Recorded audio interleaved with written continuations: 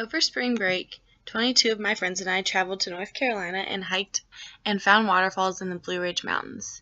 I saw examples of erosion, weather, and disposition throughout my time spent outside. This picture shows Skinny Dip Falls, the first waterfall we found.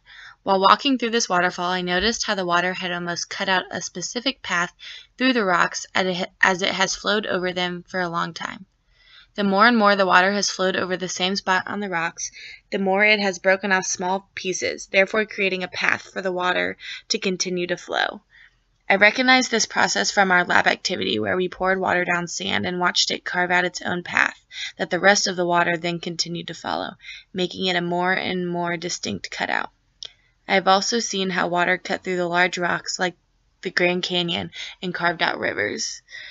At the top of this picture, there is one distinct path the water is taking and carrying pieces of rocks away as it goes. And at the bottom, the water divides into about 3 paths. Either way, however, the water has cut away little and little pieces of rocks. The more the water flows over the same path, the deeper and wider it will get, because the water will continue to pick up small pieces of the rock and carry them away.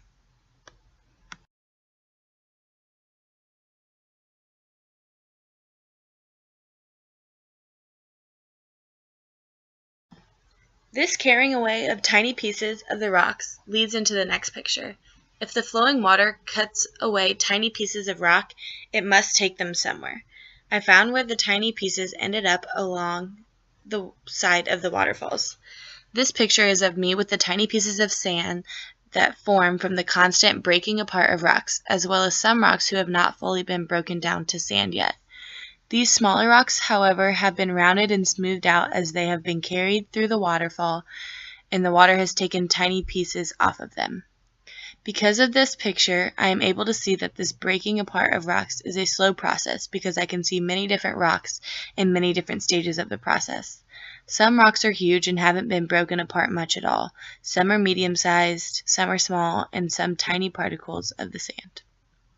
I think something really cool about this process of water moving over rocks, breaking pieces off and carrying them away, is that they could end up anywhere, and we will most likely never be able to pinpoint the exact rock they came from and exactly where that rock is. I also recognize this process from the same lab activity where water carved out a path in the sand, because as the water picked up pieces of sand, more and more sand started to collect at the bottom of the tray as the water stopped flowing and dropped off the pieces it had picked up along the way.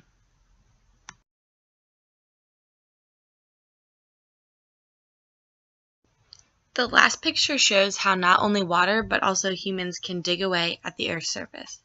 This picture is taken at the top of a 4,000-foot mountain we hiked called Looking Glass Rock. At the top was a large rock that sloped off very quickly. By noticing how smooth the rock was and knowing that as water flows over rocks it carries small pieces away and smooths out rocks, I can predict that when it rains the water slopes off the rocks, smoothing it out. However, in places like this picture where there were trees and dirt, evidence of this process looked a little different.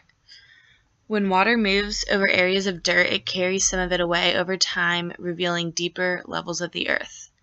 That is why, like in this picture, you can see the roots of the trees. However, I noticed that roots of trees are often exposed on trails in the woods.